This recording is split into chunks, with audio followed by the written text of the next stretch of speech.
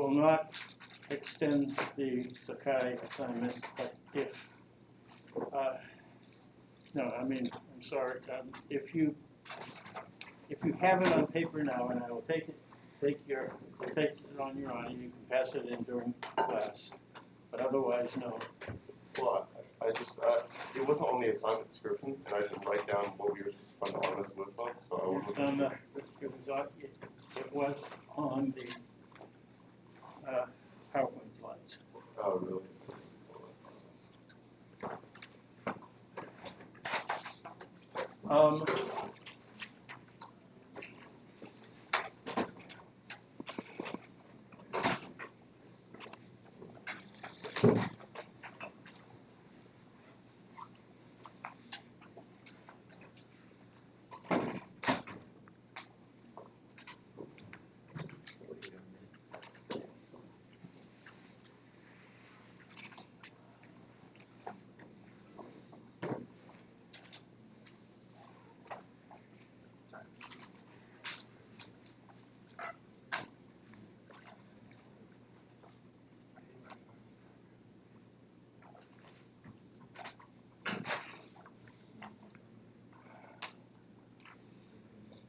Okay, it's time to start.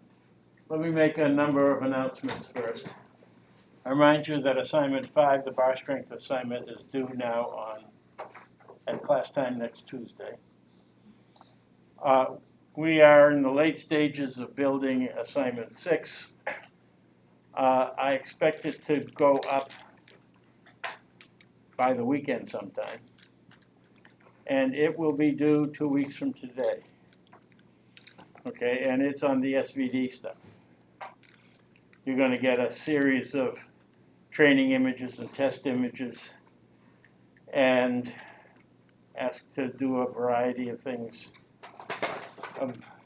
using both the SVD analysis and sinusoidal analysis. That is to say, with 2 different possible set of basis images, and compare various results and do various things with them. It should be fairly straightforward if you understand the lectures to do what's in that assignment. But it'll take a lot of computation. I put on Sakai in the resources file 3 things. The PowerPoint set number 4, with although there are relatively few updates from what it was, but there are a few, in particular the specific description of the RMS width is there. We will be finishing, I think, today, the material in that set,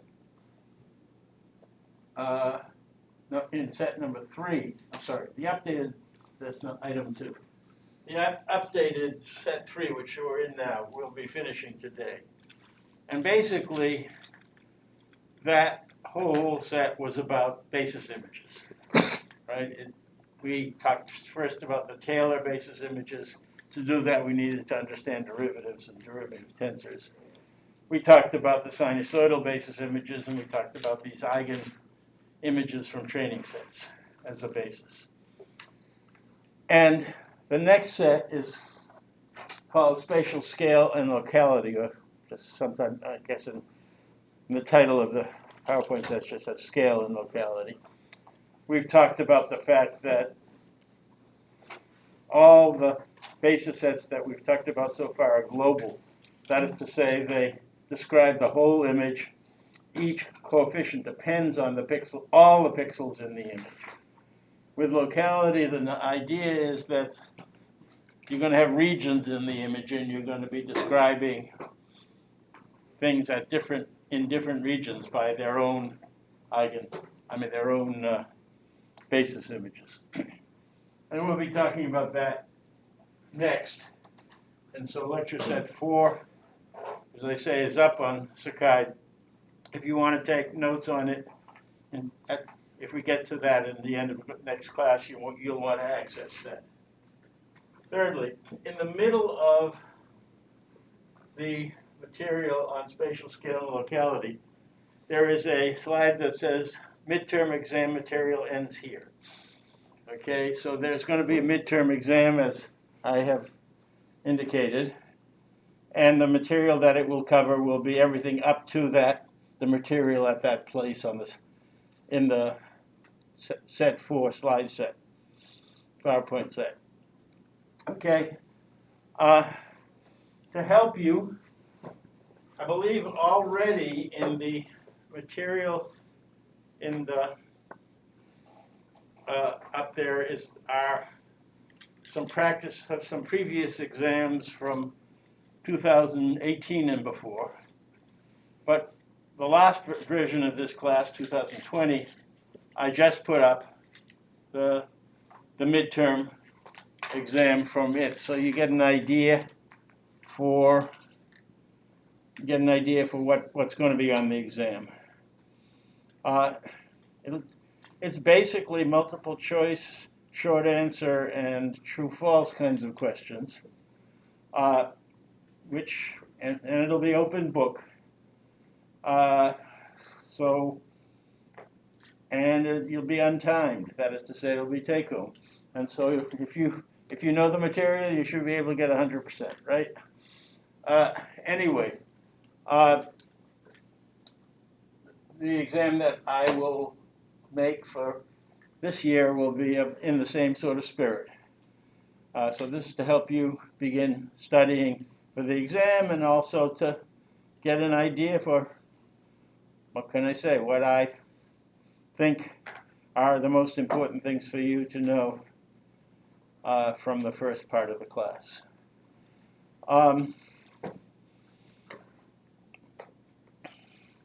Exactly when the midterm will be, I can't tell you yet.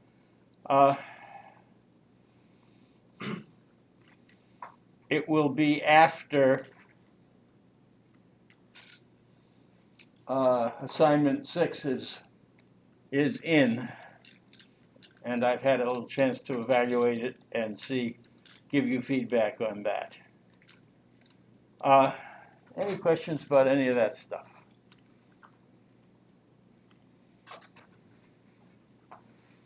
Okay, any questions on substance? Okay, so Harry Wong kindly filled in this. The RMS width for the rect delta x is the integral x squared from minus infinity to infinity times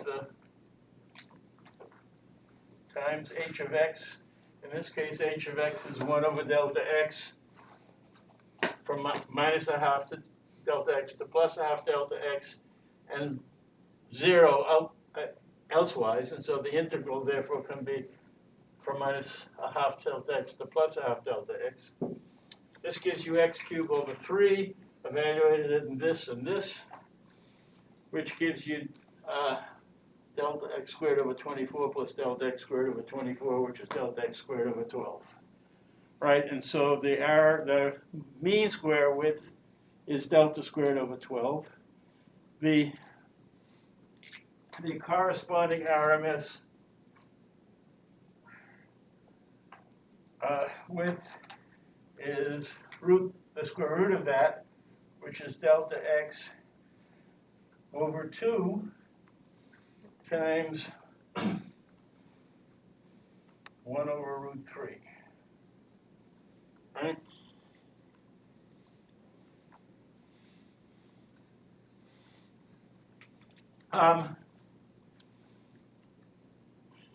Since sigma is for a Gaussian, for example, is a distance from the center to places.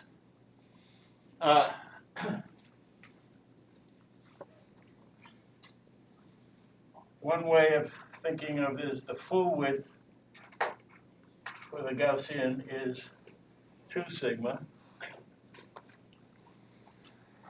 And the full width in RMS terms of this is delta x over root 3, which is around 0.58 delta x. Okay, another way of putting it that is that since the sigma squared sigma is roughly an indication of the amount of blurring that will be applied when you apply h of x. So in other words, how fast the transfer function falls. We're talking about a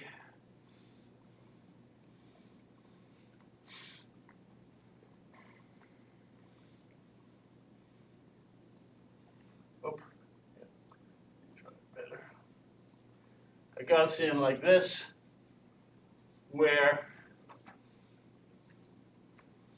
the corresponding Gaussian with the same sigma, where this guy's width is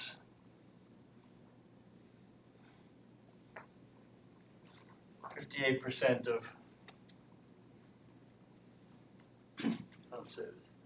the sorry, I didn't say that right. The corresponding Gaussian width is 58% of the 58% of the Rex width, right? Any questions about what I've just said? Okay, then let us go back to this idea of having a question. Where exactly do you get the x squared in these, like RMS width of Rex? Where does this x squared come from? That's the RMS formula. It's integral x squared times h. Oh, okay. In this it's x minus the center, but the center of the rect is 0, so it's x minus 0 is x. Okay.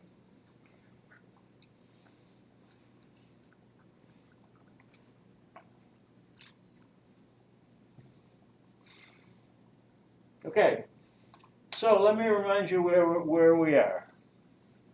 We're assuming a data matrix which is mean-centered. So one of the people, what's your name? Bryson? What's Bryson. your Bryson? Yep. Last name? Wicker? Wicker? Yes, sir. Okay, so Bryson kindly reminded me that I hadn't emphasized that each one of these entries here is mean-centered. So you have to take all the training images which have been made, if you will, think of them, well, you can think of them as a ordinary image array or spread out as vectors. And if you want to subtract the mean of them, that is to say the average pixel by pixel over the training set. They call that thing I bar. And what goes in here is the training image minus I bar. Right?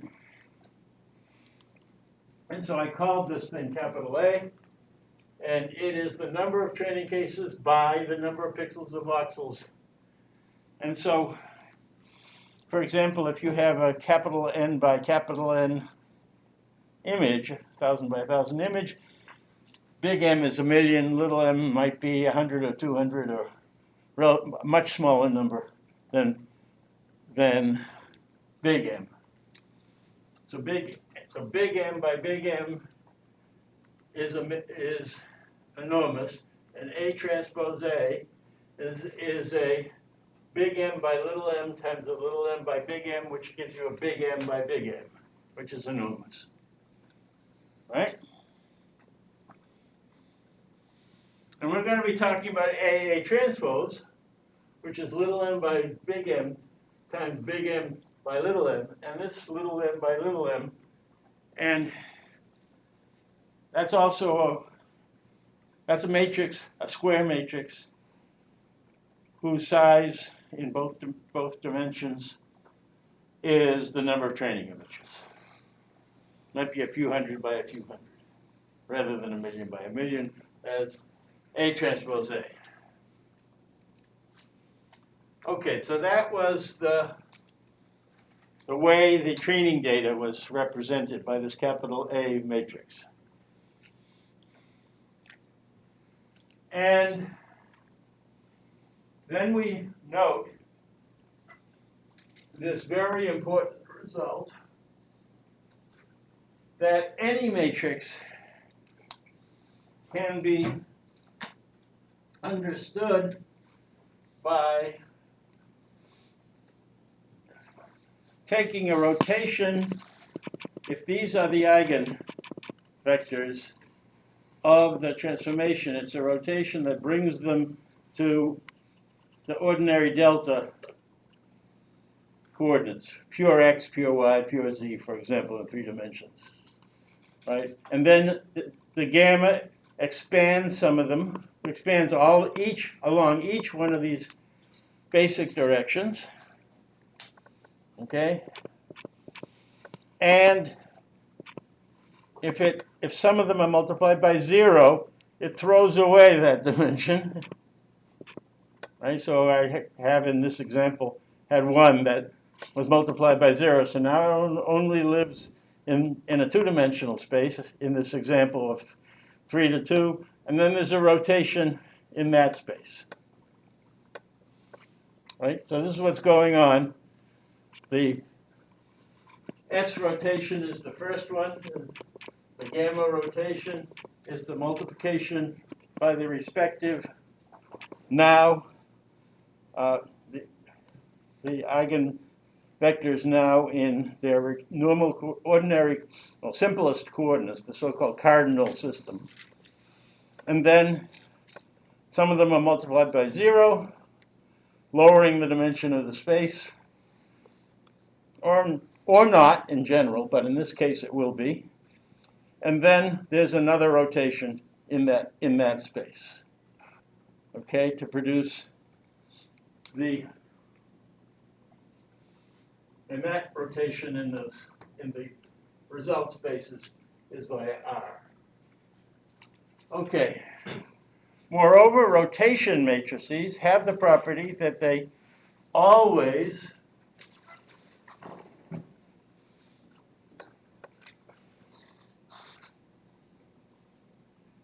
are made up of a pile of orthogonal unit columns.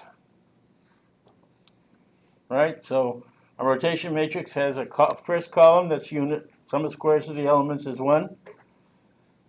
There's another column that's also unit, and dot product with the first is 0. A third column that's unit, and a dot product with the first and the second is 0, and so on. Okay?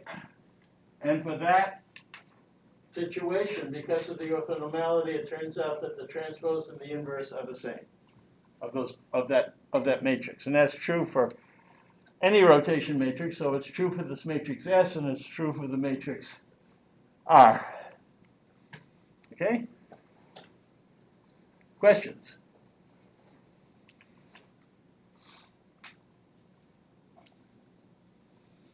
So with these basic pieces of information, we can write down A transpose A is S transpose transpose gamma transpose R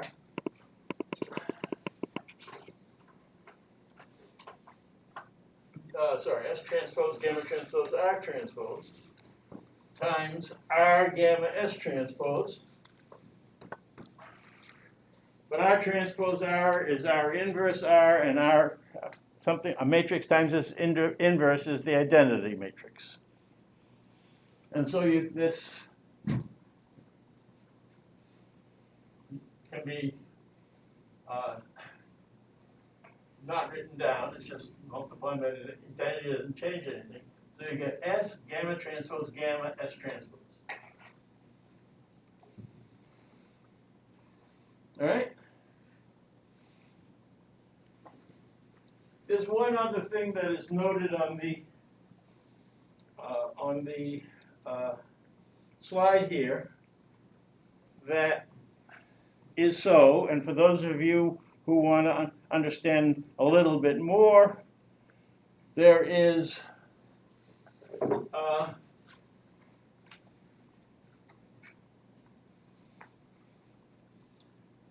these two equations, which basically say there is a rotation of the coordinates that A is considered in, that gives you a sort of eigenrelation, but it's a funny kind of thing because the vectors here are rotations of vectors, are related to these vectors by rotations and by different dimensions if the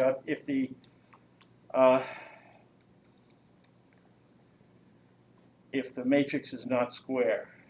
And so in general, if you hear about right eigenvectors and left eigenvectors, you will know that it comes from this formula. But that's not something that's in the material for this course. That's a side point for those of you interested to know what a right eigenvector and a left eigenvector are. Okay.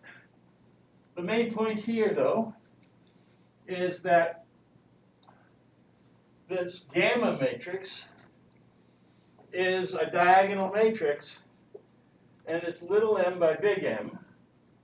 That is to say, it has little m columns and big M, little m rows, and big M. So this is big M, and this is little m, and so it's rectangular, but it's a hell of a lot longer this way than I've drawn. I didn't want to use the board in this classroom and the next classroom and 77 classrooms beyond to try to draw it. And it's a diagonal matrix, which means you only get down to the little m before you run out of space, if you will. For those, if it so happened that this matrix was rectangular the other way,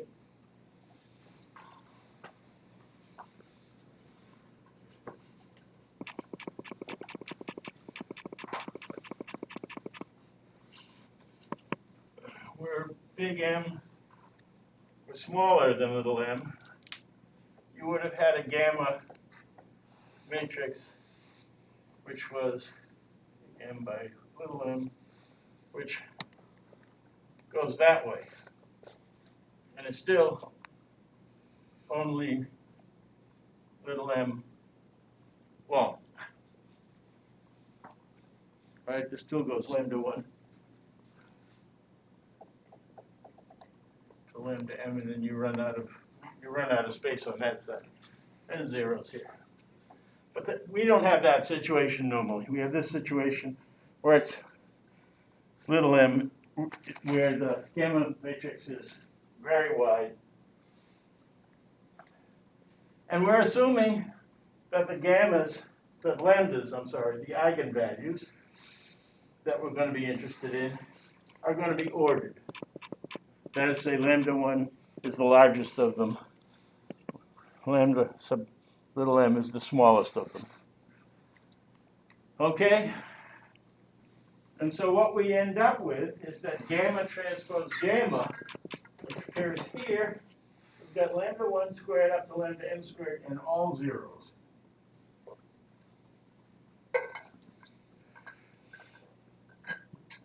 There's two things we can learn from that.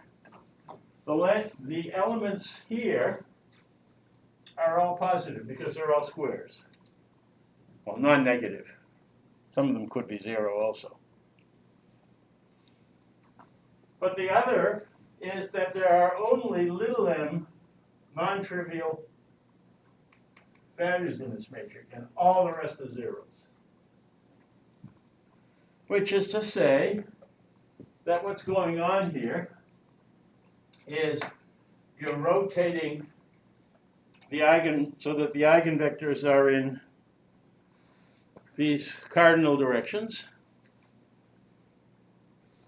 and you're decreasing the space from capital M to little m in dimension, because big M minus little m of the eigenvalues of these diagonal elements, which are the eigenvalues, are non-zero, can be non-zero. okay? And also that all the multiplications, in this case, are positive. That is to say, there's no flipping of the coordinate system, right? There's nothing that turns this into that, right? Into its negative value. Okay?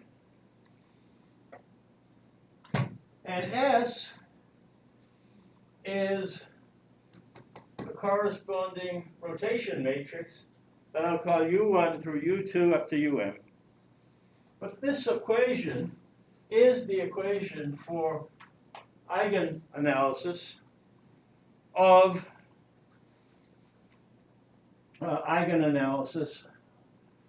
the eigenvectors that appear in capital S, the columns of capital S. So capital S is a big M by M matrix. Each one of these guys is an image. It's a unit vector, which is the image just row major order turned into a big long capital M vector. And this equation says that if you apply A transpose A to one of the U's, because of the orthogonality, you get this eigenvalue times U, which is the eigenrelation, right? A transpose A times UI equals lambda I squared UI. So lambda I squared are the eigenvalues of A transpose A, right?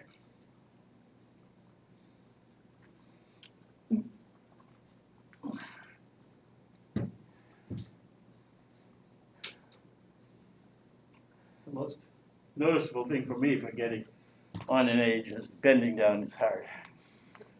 Anyway, so far so good. So what we can compute, what we can conclude from this is that if we could do an eigenanalysis of A transpose A, we would get the lambda 1 squareds, its eigenvalues, and we would know we only need little m of them. And we also would get the eigenvectors of A transpose A. And what we have concluded is that the first eigenvector, the one with the biggest lambda I squared, the first eigenvector is the one that takes the largest fraction of our total budget. Meaning, U1 should be our first basis image. If we want to stop after 1, that'll give us the best approximation. That is to say, for any image, we dot product it with U1, we get a coefficient, and that coefficient times U1 is our approximation. And then the whole business says, okay, all the other basis images have to be orthogonal to it. So that gives us a subspace of one dimension lower that we're interested in. And in that dimension, the remaining eigenvectors span that space. And we want to use the biggest portion of the remaining budget in it. And that's the one going to be the one with lambda 2 squared. The U2, because lambda 2 squared is bigger than all of the other eigenvalues. Right? And so we get that the next basis image should be U2. And those are, because eigenvectors of symmetric matrices, and A transpose A is symmetric, are orthogonal. We have the next eigen image U2.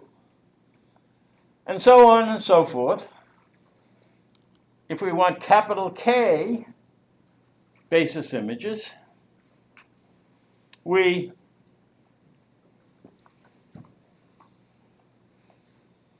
come to lambda 1 squared, lambda 2 squared, lambda 3 squared to lambda k, capital K squared.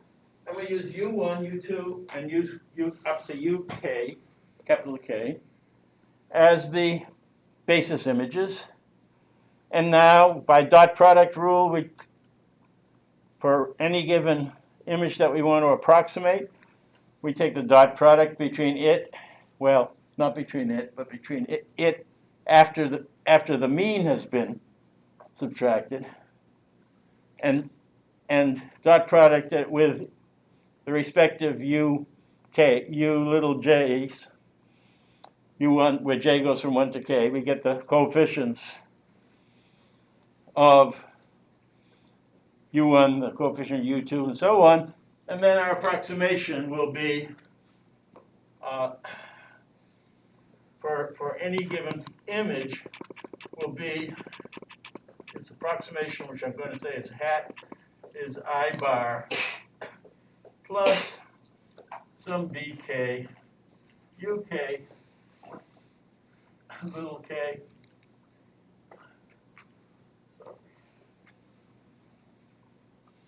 little k equals 1 to big K, where bk is I hat minus I bar dot UK.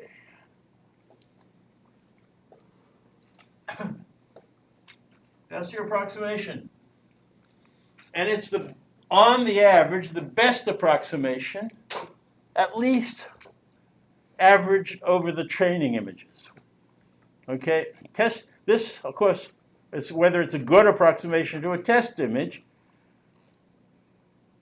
that you want to transmit over some line.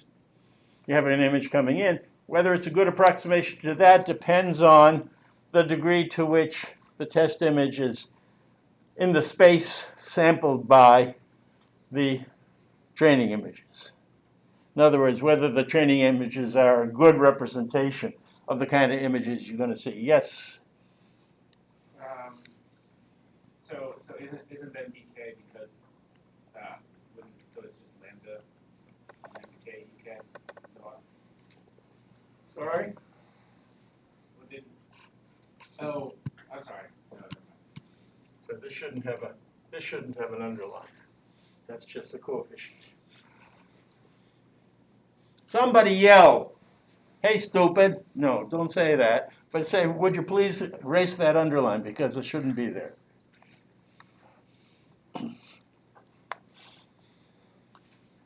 There's so many subscripts around that I have to be, that I'm going to make some mistakes like that, and somebody's going to write it down in their notes and then be confused. So it really help if you correct me. Okay. So what we've concluded is, first of all, since the space collapses from big M dimensional space to a little m dimensional space, for the training images, we'll get a perfect reconstruction of each of the training images if we let big K equal little m. Every training image, because that little m dimensional, little m set of images only span a little m space, and all the training images are in that little m space. So every training image can be perfectly represented in terms of the little m eigenvectors, eigenimages. But an arbitrary image may fall out of that space, the training space. And if it does, the degree to which the approximation is successful depends on what fraction of its total energy, if you will, is outside of that space. Right? If I had only a 2 space and I had a new image that had say most of its energy in the two-dimensional space, but a little bit of its energy in this direction, which has collapsed, that is not going to be represented because we're only representing things in the little m-dimensional space, right? And so we're going to lose we're going to have that much error, the amount of the image that's in the other eigenvectors directions, the ones that have 0 eigenvalues.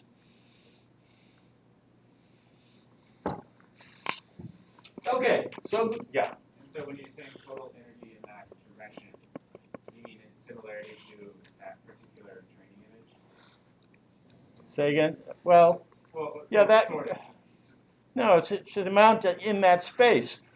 What this says is you can write any image with big M elements. And by the way, if big M is, if it's an original 3D image, then big M turns out to be something like big N cubed rather than big N squared. It's even worse. The whole idea works though. But the point here is that if you take the part of this thing that is in the eigenvectors use of little m plus 1 up to use of big M, you still, in principle, have big M eigenvectors, even though there's a bunch of zeros for their eigenvalues. And if you rewrite that thing as linear combination of the first M plus a linear combination of the remaining ones, and then you look at that approximation, that component in little m plus 1 up to big M, and you take the sum of the squares of those coefficients, that's the total energy outside of the little m-dimensional space.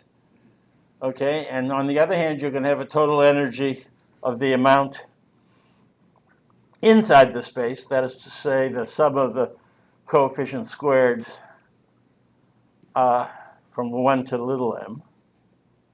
And if you take that ratio, you're going to sort of have a relative error kind of term, energy to energy. Right. But sort of more heuristically, I guess, is that proportional to how close your particular image is to the training image? It's exactly the same by Parseval's theorem as when you're in the, if you just take voxel by voxel square differences. Oh, yeah, right,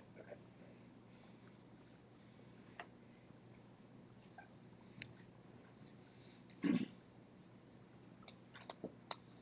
Okay, great, not great for a computer scientist or a biomedical engineer or any kind of an engineer, because we can't find either this thing or this thing because A transpose A is too big for our computer program.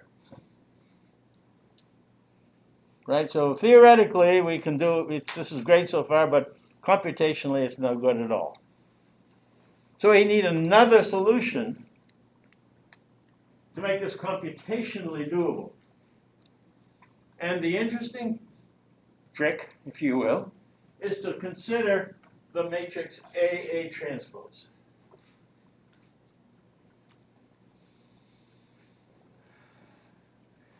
This slide is meant for you to study. You look at it and you say, this is the things you're supposed to learn, you have learned from this. I'm not going to go over it now. It's very important to you to study that slide. But now,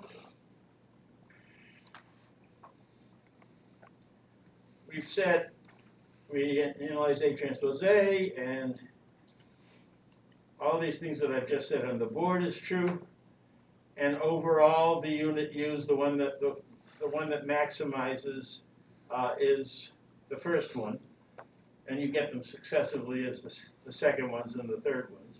But now we're moving to this analysis of Aa transpose.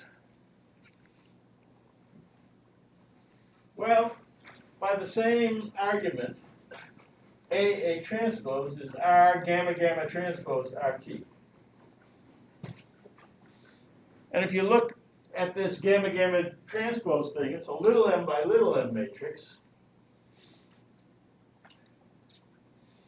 And its values are lambda 1 squared, lambda 2 squared, and up to lambda little m squared. Would you believe the same eigenvalues as for A transpose A? So I can find the non-zero eigenvalues of big A transpose big A by looking at the eigenvalues, by computing the eigenvalues of AA transpose. As this slide says, if we have A ui equals lambda I ui, then if I multiply both sides of this equation by A transpose, sorry, say that right. A transpose A ui is lambda I ui. Then, if you multiply both sides of this equation by A, you get A transpose A ui equals lambda I A ui. And this says that A transpose A times AUI is lambda times AUI. That is to say, AUI, did I do this right? Yeah. Is the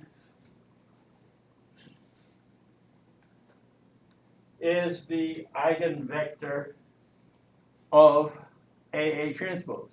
That is to say, we have a formula for computing the eigenvectors of AA transpose from the eigenvectors of A.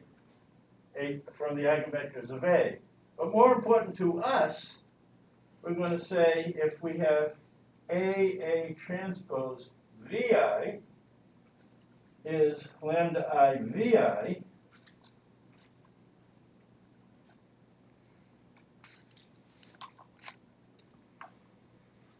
then if we multiply this by A transpose on both sides,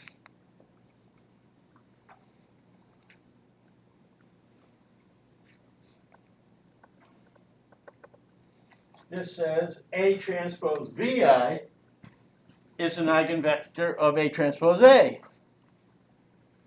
Cool, right? What it says is we know what the eigenvalues of A transpose A are. They're the eigenvalues we compute from AA transpose and then all zeros. And moreover, we know the eigenvectors because the eigenvectors we compute from AA transpose, we just multiply them by A transpose, and that'll produce the corresponding eigenimage of A transpose A. We're after the eigenvectors of A transpose A. Those are the basis images, but we're going to get them indirectly by first doing Eigen Analysis on AA transpose, find what the lambda i's and the VI's are. Be careful here. I should have had a square there.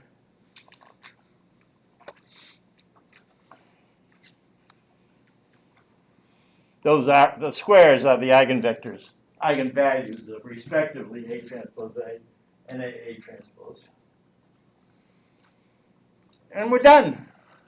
So now we don't have to, if we have 200 training cases, we've done an Eigen analysis of a 200 by 200 matrices, which Eig in MATLAB, for example, is fine with. And yet we get the non-trivial eigenvectors of this guy. And the ones that are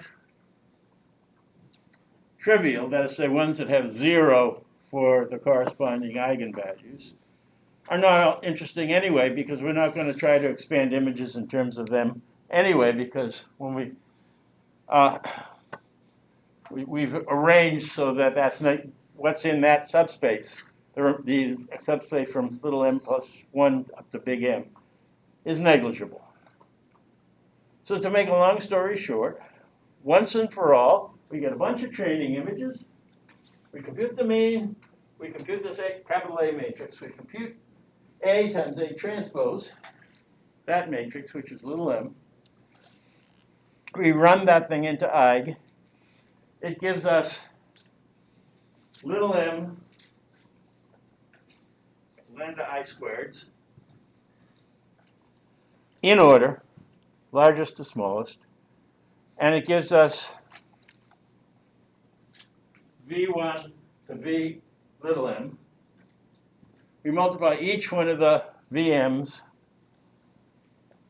by A transpose, and we get the corresponding UMs, the eigenvectors of A transpose A.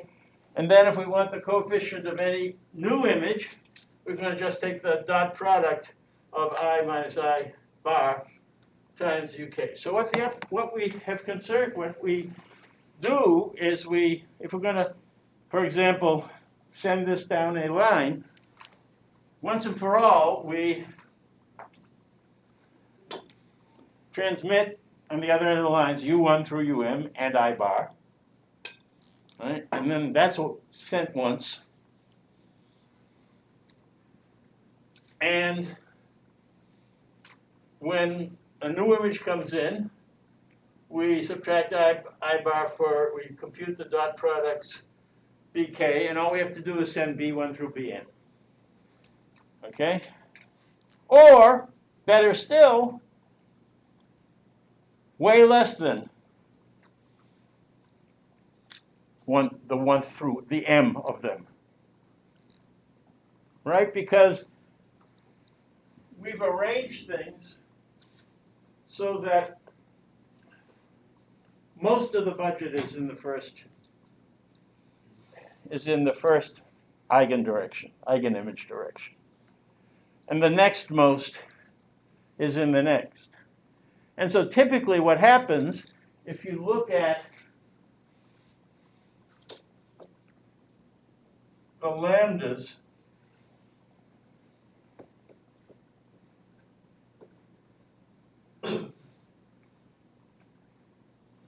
yeah, they can be non-zero up to little m, but typically most of them are very, very small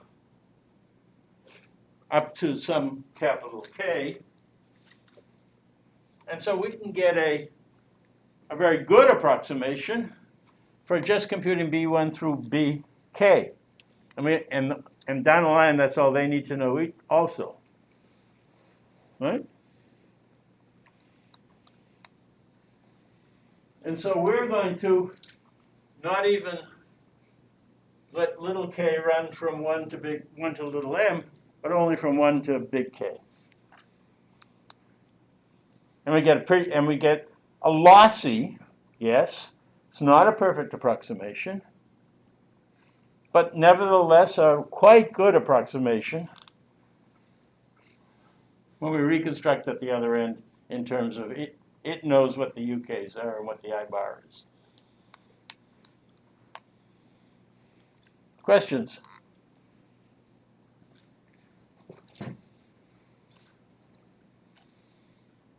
For those of you who are statistically minded, this SVD in statistics terms is called principal component analysis.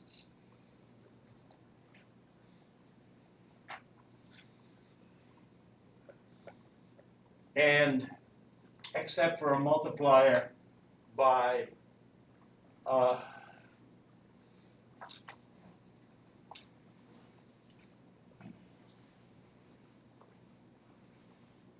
constant, A transpose A is just what's called the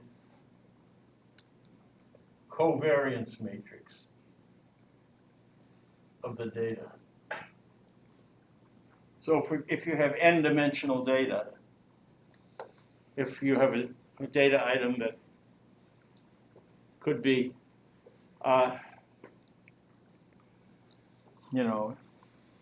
age, height, weight, Those ones are all positive, so you should take logs of them, but fine. You have three features, it's three-dimensional data. And all this works for vectors of data, that is to say, the values of training data. And this whole business works. We've done it for images where the vectors are the images strung out into vectors, but we can just have inputs as vectors in statistics.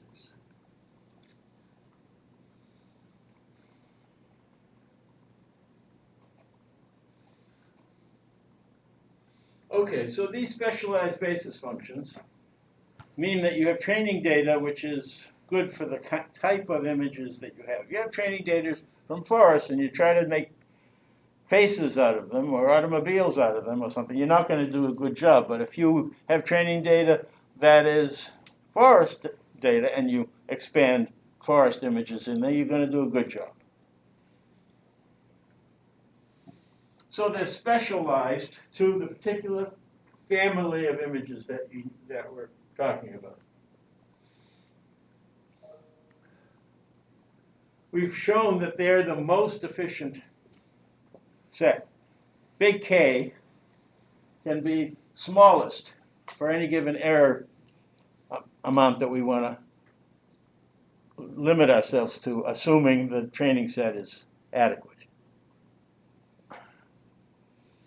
Which means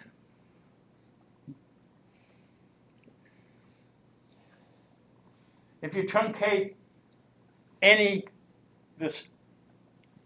you have an approximation in terms of any other set of orthonormal basis images, you'll do less well. You'll make more error. Okay, and so what I told you before is that the sinusoids are pretty good. They give you a pretty good capital K. But they're not as good as these specialized ones. It gives you a smaller capital K. And you'll see in the assignment, I ask you to compute the coefficients for both the sinusoids and for your specialized set. And you'll see how much better, to what degree the approximations based on the eigenimages are, if you fix capital K in the two and compare and look at the errors.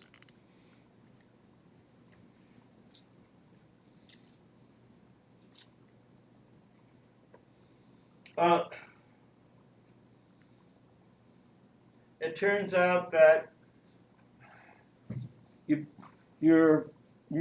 need to normalize your training set with regard to its content. So if you have images of, we're talking about providing you images of cars, automobiles, for your homework assignment. We'll make that decision today. But if it is, then your car needs to be in the same part of the image and faced in the same direction as you're going to have in your images.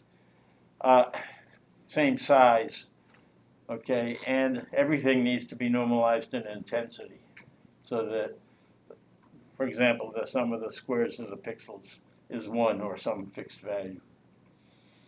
And the final thing is,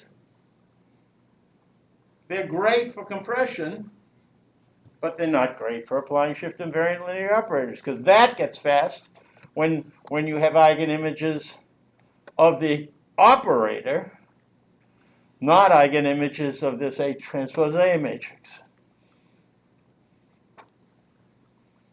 Right? And so if you puts down your money and he takes your choice, depending on what you want. Is the question? Okay, that's the end of this section of the course. It was all about basis images. We had delta images, we had sets of basis images, a set of basis images which were the delta images. We had basis images that were sinusoids. We had basis images that were, and the sinusoids come in various flavors, right? But depending on whether you have sine, cosine terms or think of it in terms of exponential with an imaginary coefficient, or whether you consider them in terms of, you can do pure cosines, pure sines, all sorts of things. Anyway, and then we've seen some other sets. By the way, we waved our hands at them. For example, the ones with square waves as the basis images. In one dimension, the basis images look like this, and they have only values plus or minus 1. Those are the Hadamard-Walsh set, sometimes called by Hadamard, sometimes by Walsh. And we saw the Haar functions, and now we've seen the Eigen images of A transpose A when you have a training set. Lots of different possible bases we've studied. End of this topic on bases. Any question right now on image basis? Oh, did I say Taylor? We taught the Taylor basis, which were polynomials relative to, in terms of distances from a reference point. Lots and lots of basis image sets that we can consider.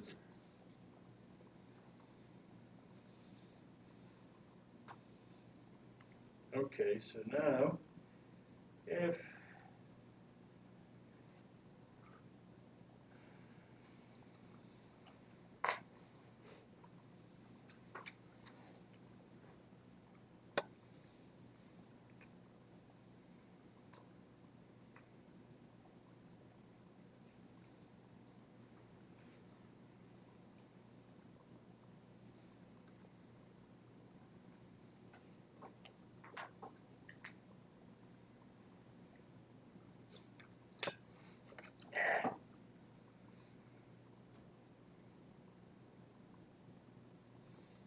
give me a moment while I get up the other set.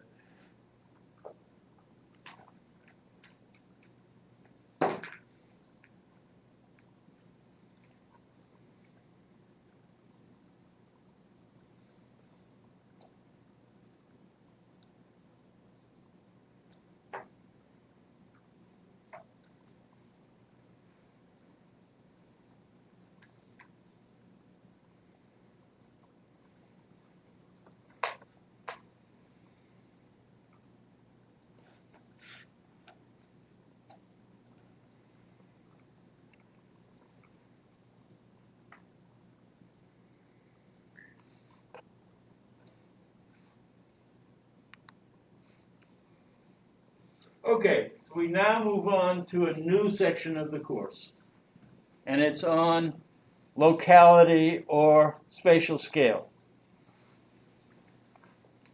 Spatial scale is somehow a measure of the size of things that we're interested in. And we'll see what they are. It turns out that there are two different aspects of spatial scale. And we have to understand both before we, and worry about both. One of them is called the level of detail, or the various levels of detail. And the other has to do with the apertures of operators that we have applied or will apply. And the aperture is roughly the RMS width. But we can apply operators at various widths. We can apply an operator with one width, and we can apply on the same image the operator with a different width. So, for example, if we want to convolve with a Gaussian, we can apply Gaussians of different possible sigmas. Those apertures are going to be important, and the reason that we talked about Gaussian, well, finally, I told you earlier that the Gaussian was particularly important, and we'll see why in this section. But so the size of the apertures is one of the notions of spatial scale, and level of detail is another. And just to get us sort of understanding in general, one of the kinds of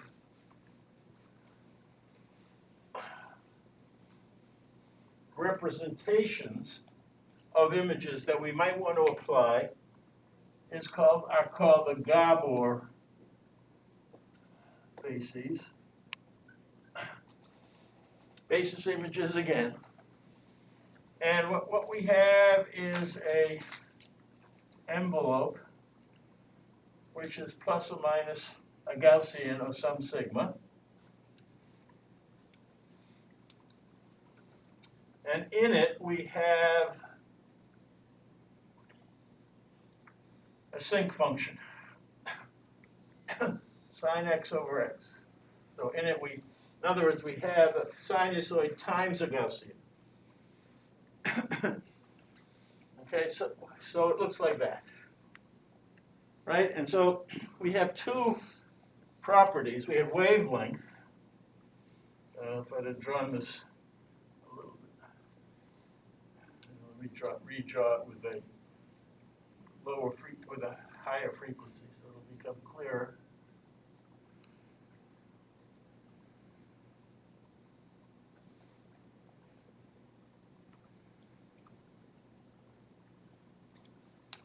Here, it's supposed to be symmetric. Okay.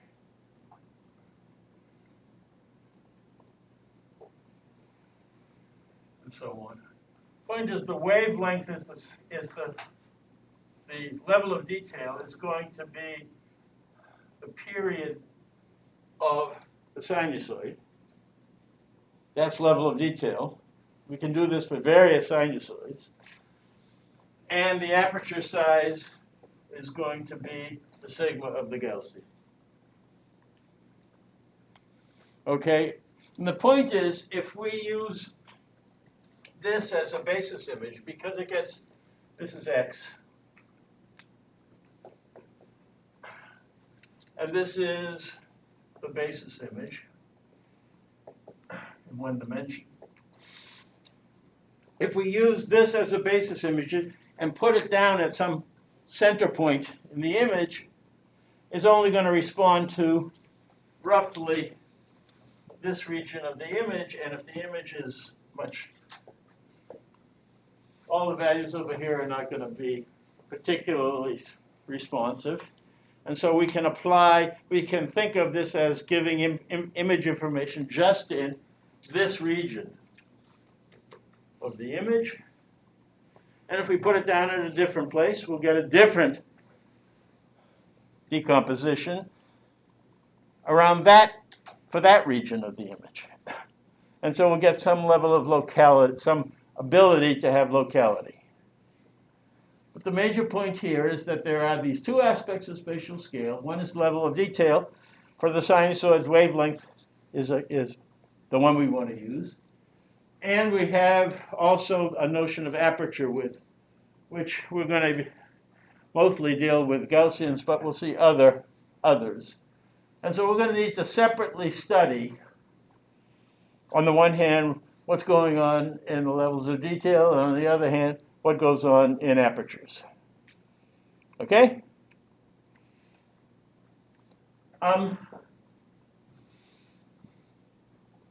Because images always consist of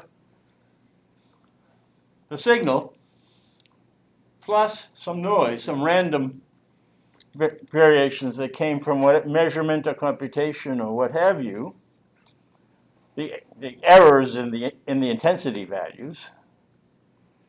Because that's the case, we're going to be interested how this intensity noise behaves as a function of scale, as a function of whichever measure of scale we're going to be interested in. Okay?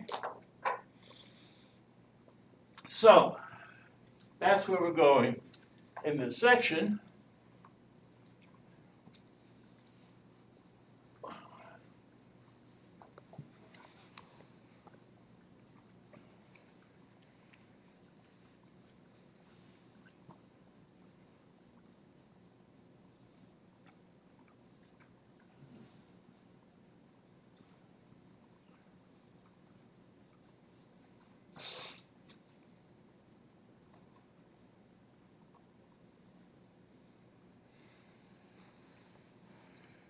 Okay, so now the notion is that at any level of detail,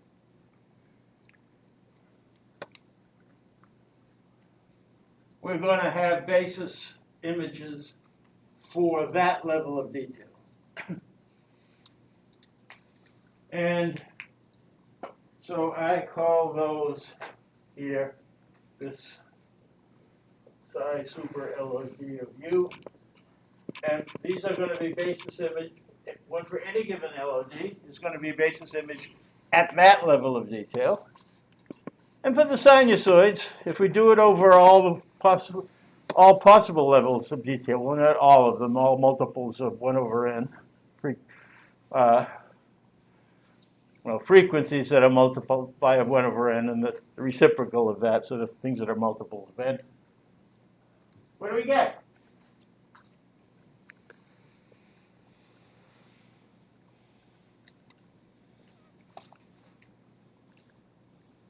I'm waiting.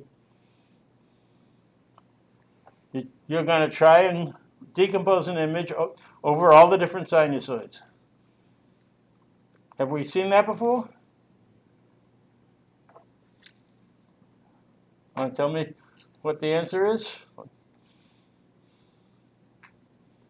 Come on, sinusoidal analysis. It's just Fourier analysis. That's what we did. Right? We're trying to break up image into linear combination of sinusoids. Each sinusoid is one of the psi LOD things for different wavelengths. That's what we've done. We spent a lot of time on that. Right?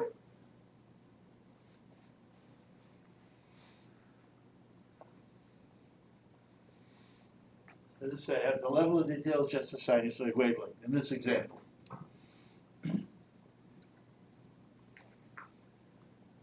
Yeah.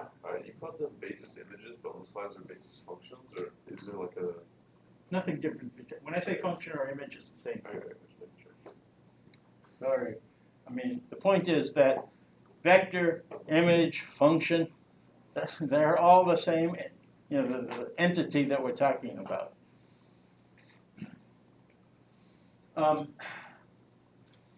Okay, apertures. Now, not only do we have a level of detail, but we have a place where the aperture is placed down, a position in the image where things have been placed down.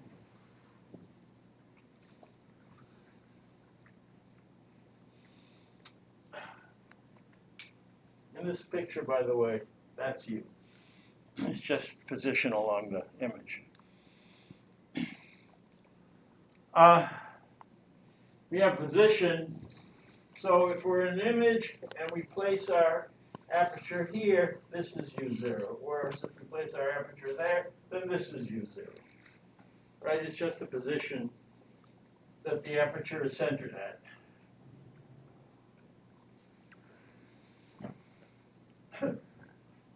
But now we're going to have an aperture width, which is sigma. This thing here.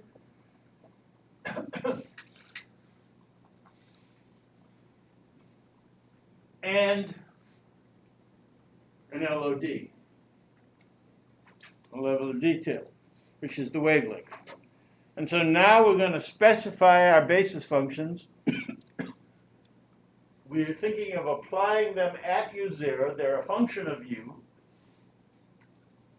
And the aperture sigma and the level of detail determines the basis image. Clear? Those are two separately choosable values. Later, we're going to make the case that it's really good if sigma and LOD are proportional to each other, but for now, they're independent properties.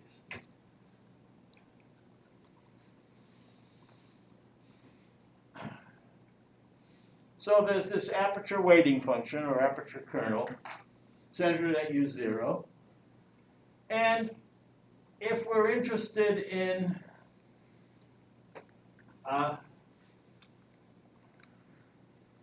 we have an image like this, we want to find bars, then we're going to want aperture widths that are proportional to the bar and levels of detail that respond to the levels of detail that the bar is responsive to. But if, on the other hand, we want to find these little squares in this texture, then we're going to be interested in the levels of detail that are much, much smaller, and apertures widths that are much, much smaller. We don't want to be responsive to the bars. We want to be responsive to the little squares. See the idea?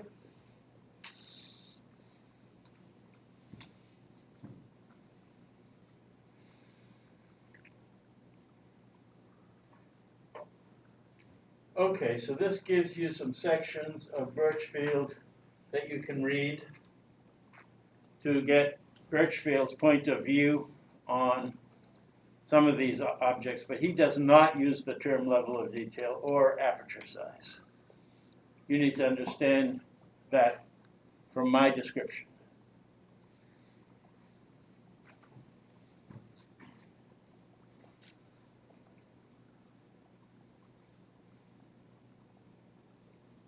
So I've more or less given you an indication of what's going on.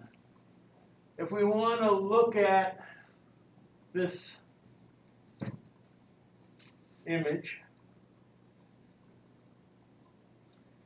and we want to find the little circle, then we should have spatial scale that is comparable to the radius of that circle. If, on the other hand, we're interested in the radius in detecting this larger circle, then we're going to want to deal with basis images that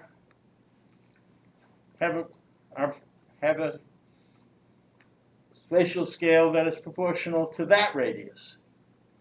And if we want to do both, because we want to find the circle within the circle, then we better use both sets of apertures, both sets of scales. One for the larger radius, one for the smaller radius. And if we were interested, on the other hand, the knobs, then we're going to be interested in spatial scales that are appropriate for the little knobs, which is a smaller spatial scale than either of the other two I've mentioned.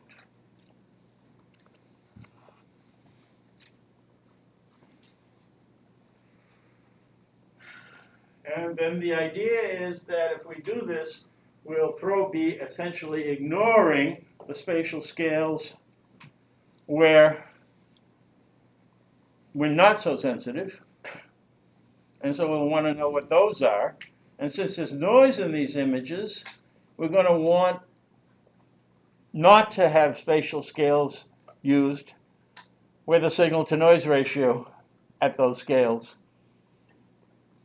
is poor, is low.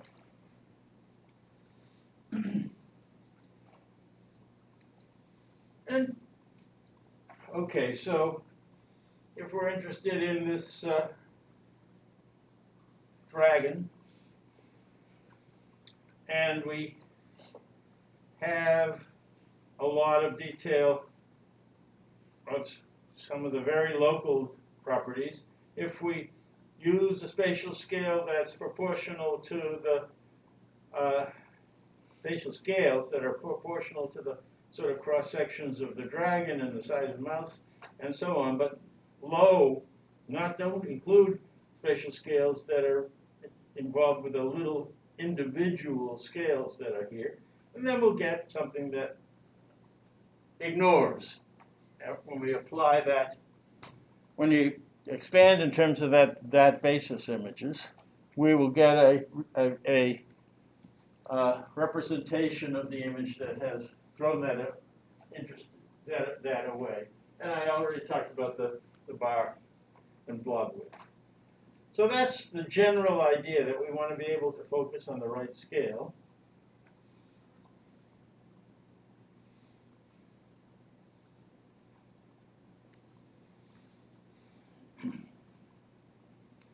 Okay.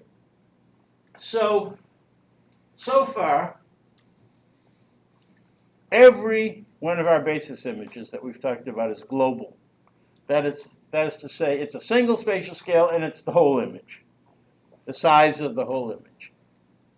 And we're going to be talking about ones that are less, that allow us to deal with locality. And we're going to show, what is it, 5 different kinds of functions that we're going to be concerned with. We're going to, turns out, we're going to be talking about an aperture that is in the form of a Gaussian. And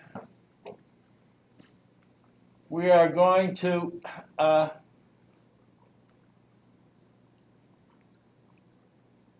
be using the derivatives of the Gaussian that we've already seen as the basis images. Right? So the Gaussian itself, the first derivative of the Gaussian is a lower scale because it's got 2 lobes that are sort of half the width of the original Gaussian. We get a second derivative which has 3 lobes. It's got even smaller scale.